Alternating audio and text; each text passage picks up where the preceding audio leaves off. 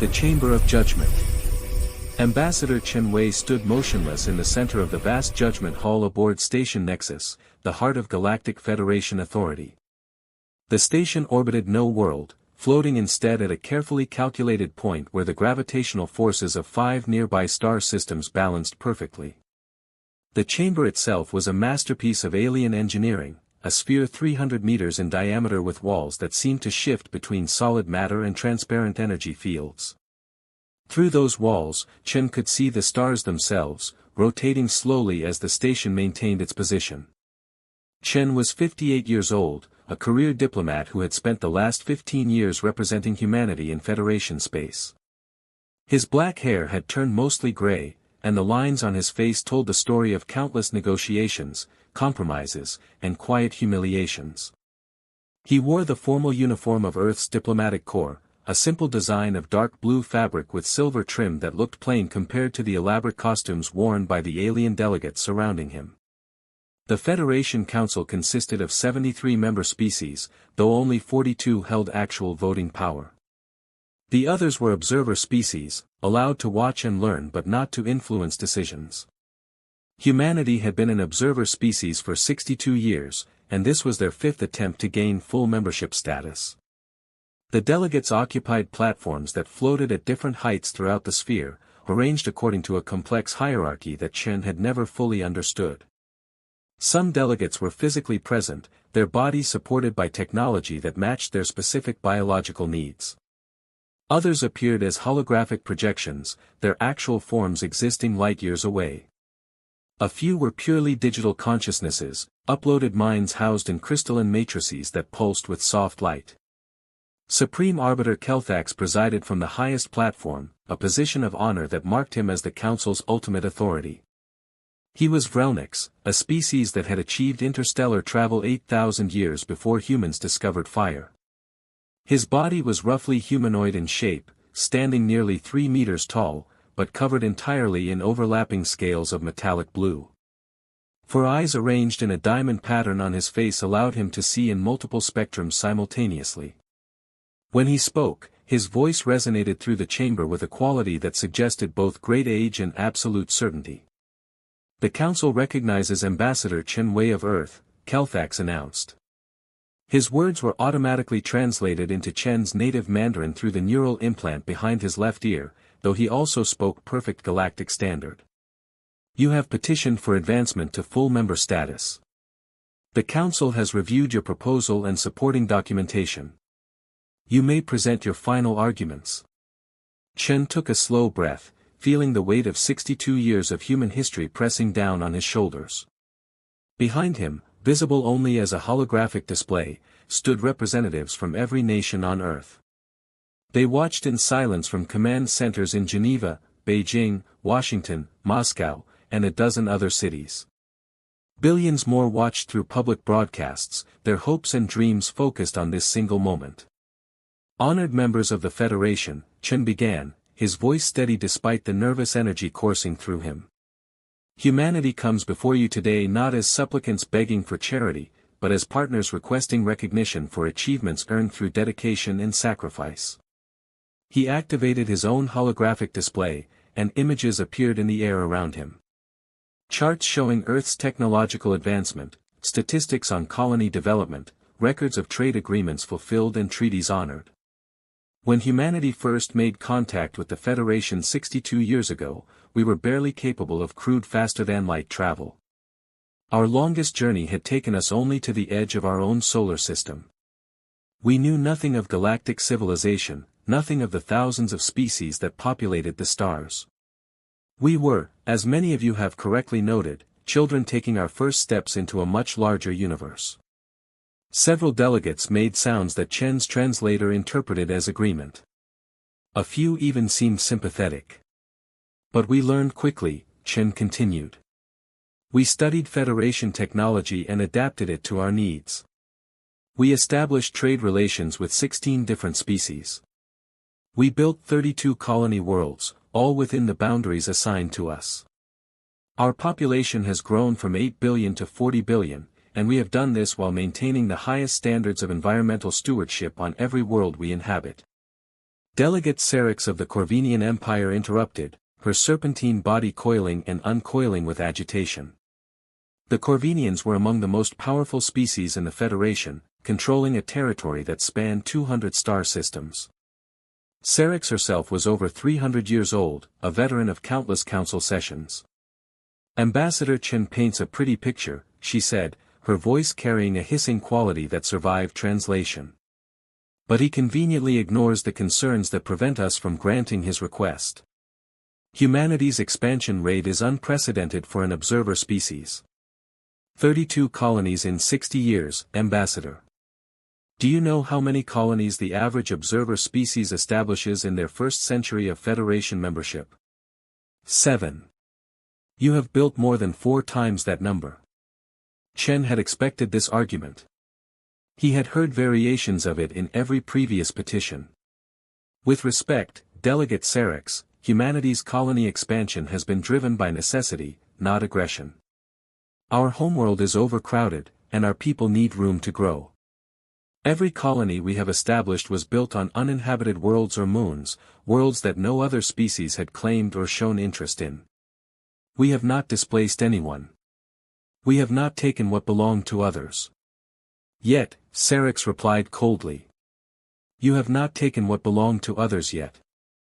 But your rate of growth cannot be sustained indefinitely. Eventually, you will run out of empty worlds in your assigned territory. What will you do then, Ambassador? Before Chen could respond, another voice cut through the chamber. This one belonged to Delegate Thorum of the Mektari Collective, a species that existed as a fusion of biological and mechanical components. Thorum's body was a complex assembly of silvered metal and pulsing organic tissue, beautiful and disturbing in equal measure. The Corvinian raises a valid concern, Thorum said, his voice synthesized through electronic speakers. But there is a larger issue at stake. Humanity's military capabilities have also grown at an alarming rate. Your fleet now consists of 478 vessels, including 35 ships classified as heavy cruisers or larger. This is a military force capable of threatening established Federation members. Chen felt his jaw tighten but kept his expression neutral.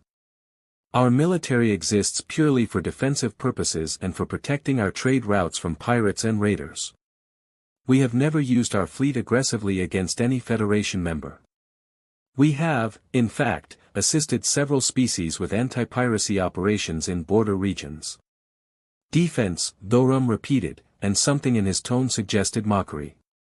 Ambassador Chen, your species has a long history of using defense as justification for expansion and conquest. We have studied your history carefully.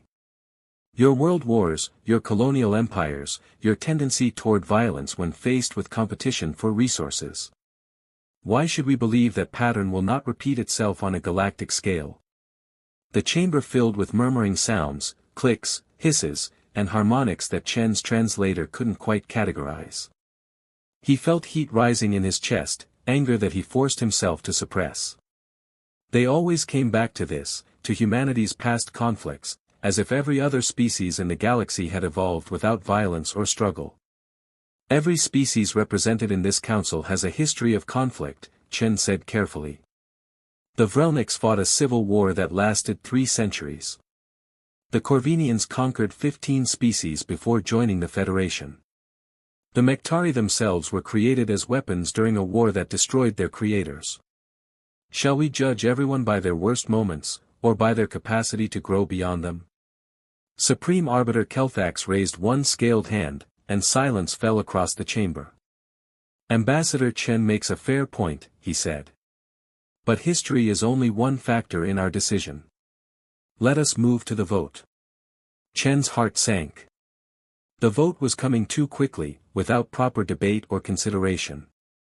That meant the decision had already been made before he ever entered the chamber. This entire presentation had been theater, a formality required by Federation law but meaningless in practice. All delegates in favor of granting humanity full member status, Kelthax announced, indicate now. Chen watched the holographic display that appeared in the center of the sphere, showing the vote count in real time. Green lights appeared for votes in favor, red for votes against. He watched as the red lights vastly outnumbered the green. 40 votes against, 2 votes in favor. The 2 supporting votes came from the Talith Commonwealth and the Free Worlds Alliance, both minor powers that had worked closely with human traders and found them reliable partners. The motion fails, Kelthax declared. Humanity will remain an observer species. Chen had expected this. He had known, deep in his bones, that this petition would fail just like the 4 before it. But what came next caught him completely off guard. Furthermore, Kelthax continued, the Council has determined that additional measures are necessary to ensure regional stability. Effective immediately, humanity is restricted from establishing any new colonies for a period of 20 years. Your existing colonies may continue to develop, but no expansion beyond your current holdings will be permitted. The words hit Chen like a physical blow. 20 years. An entire generation frozen in place, unable to grow, unable to expand. The overcrowding on Earth and the older colonies would become critical. Economic development would stall. Humanity would be trapped in a cage of the Federation's making.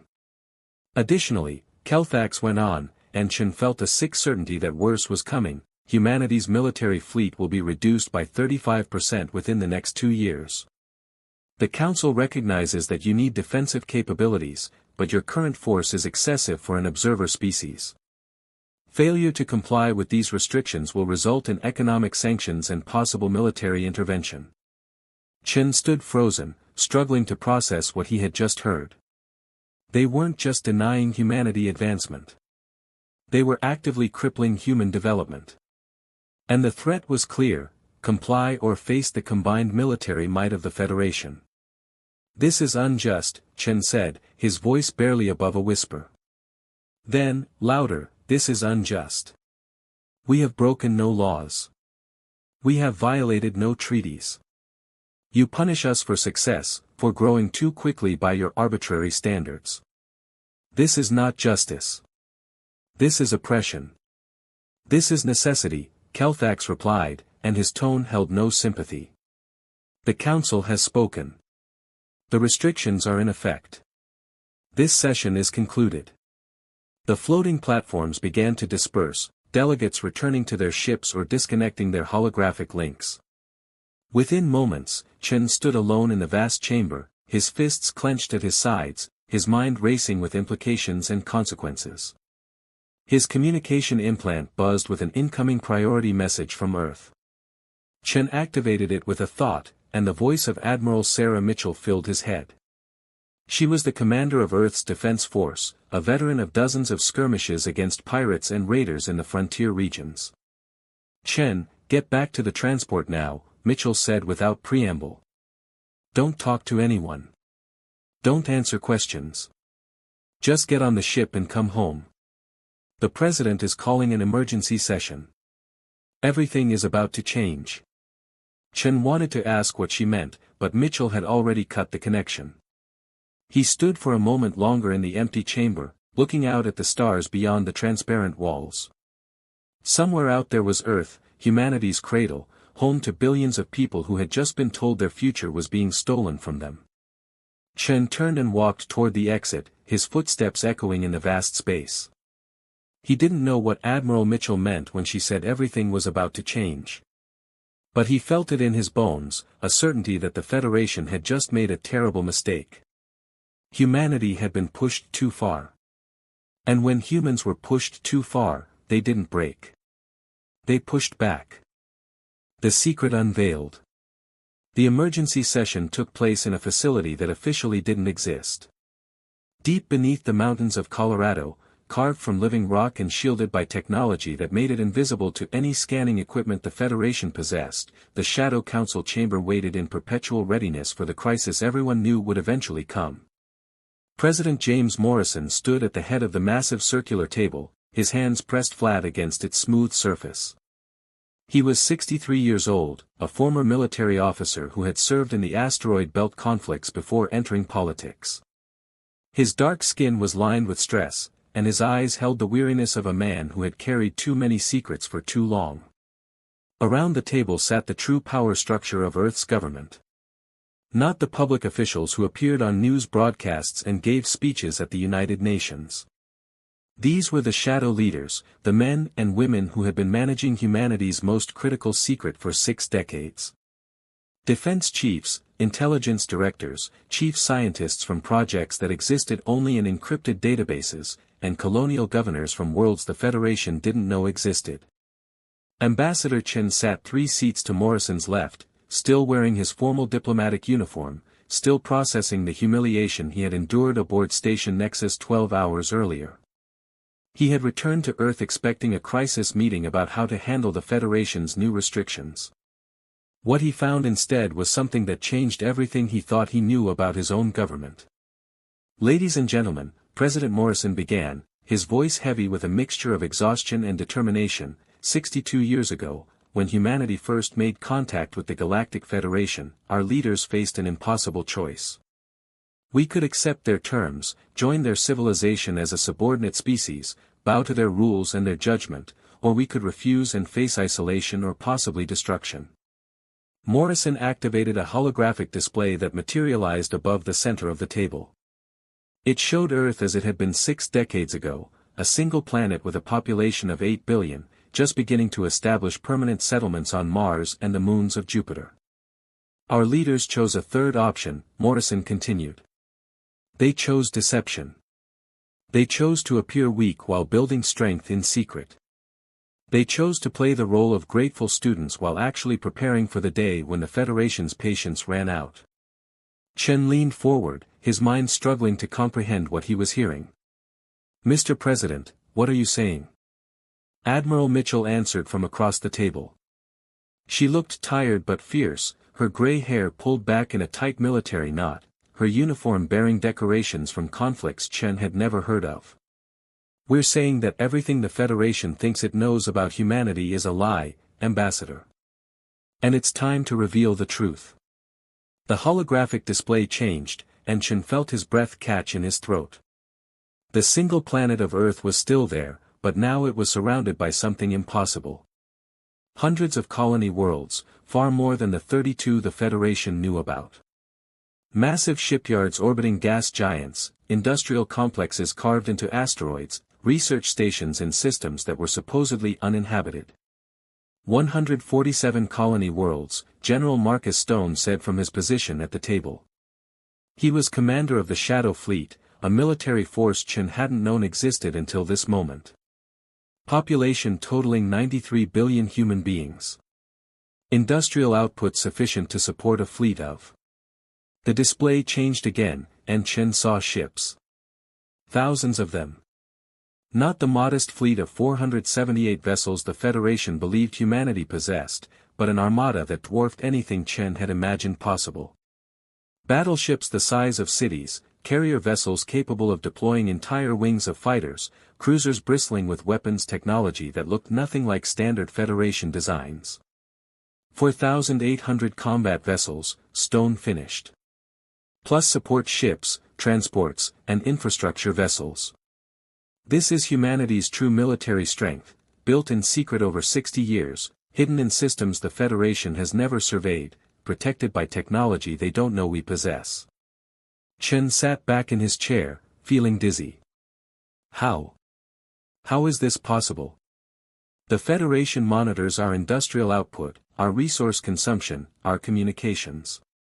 How could we build all of this without them knowing? Dr. Sarah Chen, no relation to the ambassador despite sharing a surname, stood up from her seat. She was the director of the Shadow Research Initiative, a network of scientists working on classified projects across human space. She was small and slight, with long black hair streaked with gray, but her eyes burned with fierce intelligence. "The answer is simple, Ambassador," she said. "We gave them what they expected to see. Every report we filed with the Federation, every inspection they conducted, every technological assessment they made, we carefully controlled to show them a humanity that was developing normally, following predictable patterns, staying within the limits they had set for us." She manipulated the holographic display, bringing up images of Earth's official research facilities.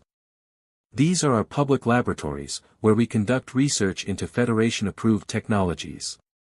Incremental improvements to standard designs, nothing revolutionary, nothing threatening. The Federation inspects these facilities regularly and finds exactly what they expect, steady progress within acceptable parameters.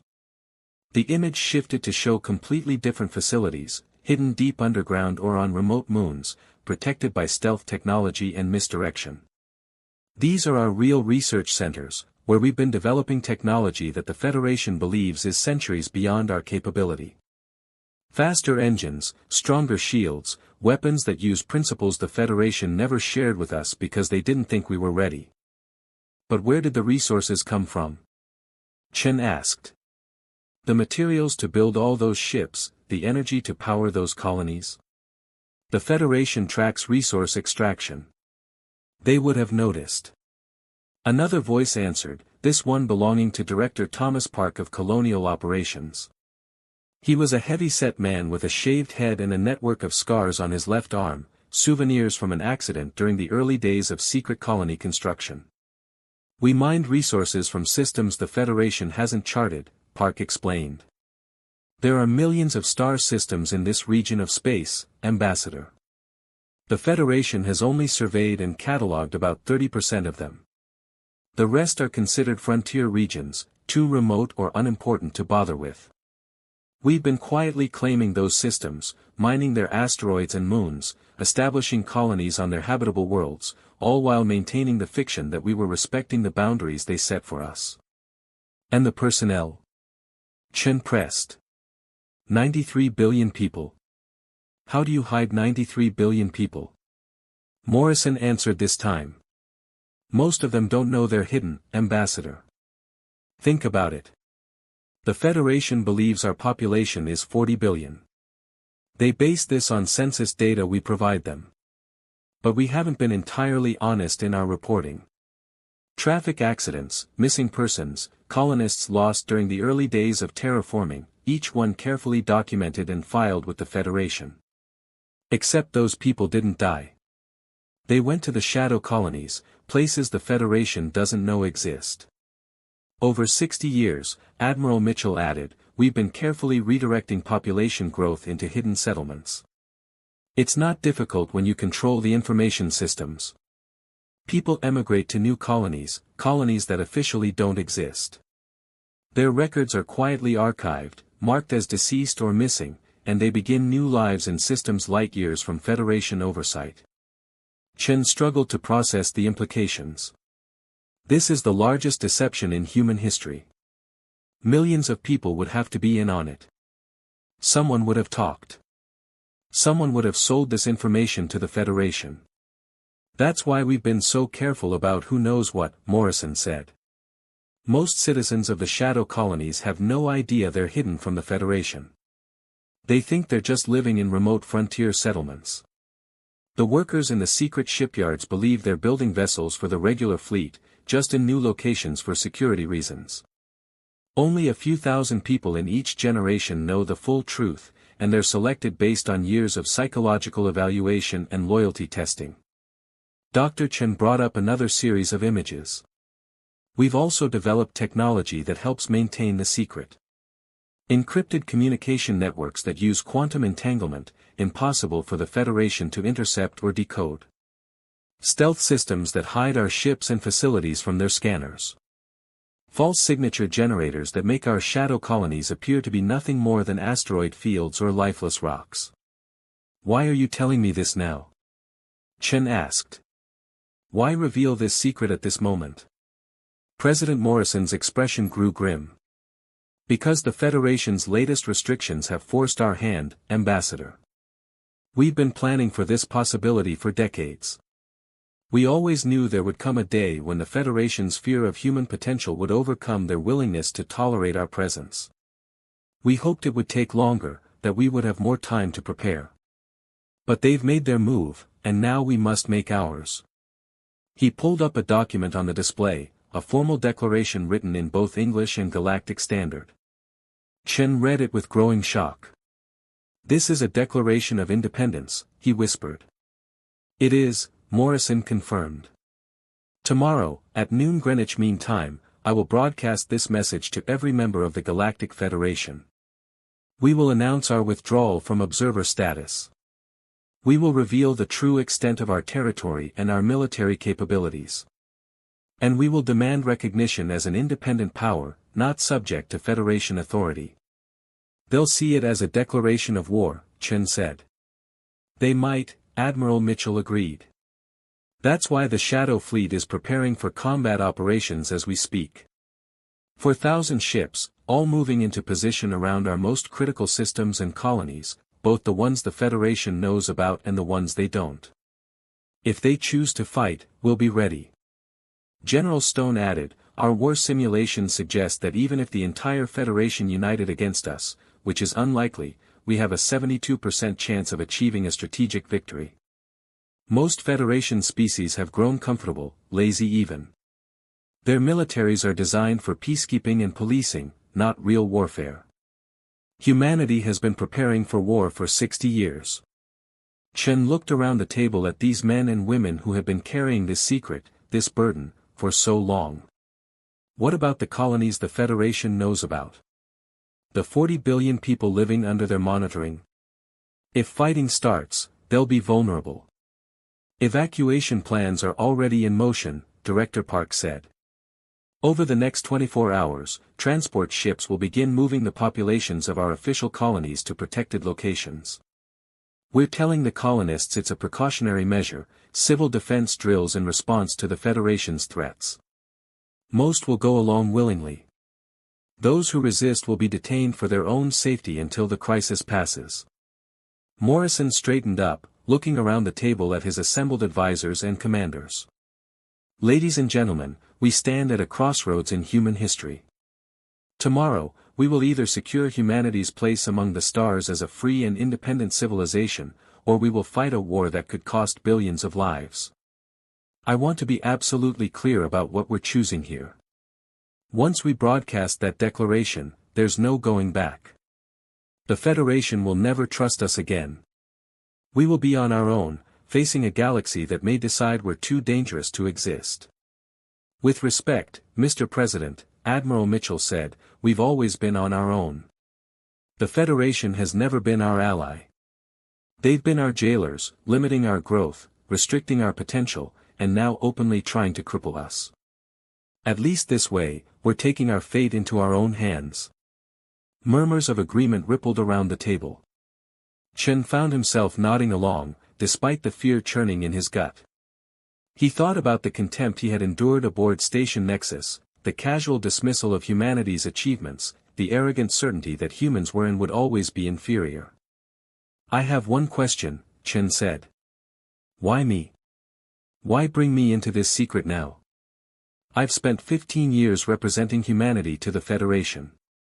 15 years building relationships, negotiating treaties, trying to work within their system. All of it was based on lies. President Morrison looked at him with something like sympathy. Because you needed to understand why those lies were necessary, Ambassador. And because we need you for what comes next. When we announce our independence, the Federation will need someone to negotiate with, someone who understands both their perspective and ours. Someone who can find a path to peace if peace is possible. And if peace isn't possible? Chen asked. Morrison's expression hardened. Then we'll show the galaxy what humanity can do when we stop pretending to be weak. The meeting continued for hours, with each department head presenting their readiness reports and contingency plans.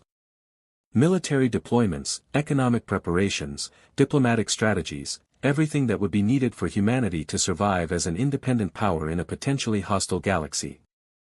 As dawn approached, Chen found himself standing in an observation room carved into the mountain above the Shadow Council chamber. Through the transparent wall, he could see the lights of Colorado Springs in the valley below, a peaceful scene of a world about to change forever. Admiral Mitchell joined him, carrying 2 cups of coffee. She offered one to Chen, and he accepted gratefully. Having second thoughts, she asked. Constantly, Chen admitted. We're gambling with the fate of our entire species, Admiral. If we're wrong about our military capabilities, if the Federation responds more forcefully than we anticipate, billions could die. They could, Mitchell agreed. But they'll die free. And maybe that sounds naive or romantic to you, but I've spent my entire adult life fighting pirates in the frontier regions, watching human colonists struggle under Federation restrictions that make no sense except as tools of control. I've seen what humanity can accomplish when we're allowed to reach our full potential. I'd rather die fighting for that potential than live as permanent children in someone else's empire. Chen sipped his coffee, thinking about everything he had learned in the past 12 hours. What happens if we win? If we actually pull this off and force the Federation to recognize our independence? What kind of galaxy will we be living in? A more honest one, Mitchell replied. Right now, the Federation maintains order through a combination of fear and paternalism. They keep younger species weak and dependent, claiming it's for everyone's safety. But maybe the real reason is that they're afraid of competition, afraid of species that might challenge their dominance. If we break free, if we prove that humans can stand as equals, other species might start questioning the system too. Or they might unite against us to prevent exactly that kind of thinking, Chen countered. Maybe, Mitchell acknowledged. But consider the alternative. What happens if we don't do this? We accept the restrictions, reduce our fleet, stop our expansion. The Federation keeps tightening the noose until humanity has no room left to grow at all. Our population continues to increase, but we have nowhere to put people. Our economy stagnates because we can't access new resources. Within a century, maybe two, Earth becomes an overpopulated prison planet, and humans become bitter, resentful, dangerous. The Federation might eventually decide the easiest solution is to simply eliminate the problem. Chen had to admit she had a point. The restrictions the Federation had just imposed weren't sustainable in the long term. They would create exactly the kind of pressure that could lead to desperate, dangerous actions. I'll do whatever you need me to do, Chen finally said. But I want it on record that I think we should try every diplomatic option before resorting to violence. Noted and agreed, Mitchell replied. President Morrison feels the same way. But we need to negotiate from a position of strength, not weakness. That's why revealing our true capabilities is so important. The Federation needs to understand that attacking us would be costly, possibly catastrophic for everyone involved. That knowledge might be what keeps the peace. They stood in comfortable silence, watching the sky lighten with the approaching dawn. In a few hours, President Morrison would make his broadcast. The secret that had been maintained for 60 years would be revealed to a shocked galaxy. And humanity's real future would begin, whatever form that future might take. Chen thought about all the people who had worked toward this moment, the engineers who had built ships in hidden shipyards, the colonists who had established settlements in systems the Federation never knew about, the scientists who had pushed the boundaries of technology beyond what anyone thought possible. All of them had trusted in a plan they couldn't fully see, believing that their leaders were working towards something better than the limited future the Federation offered. No matter what happens, Chen said quietly, they should know that their sacrifices mattered. All those people who kept the secret, who built the shadow colonies and the hidden fleet, who believed in a free humanity even when that seemed impossible. They will know, Mitchell promised. After today, the whole galaxy will know what humanity is truly capable of. And maybe that will be enough.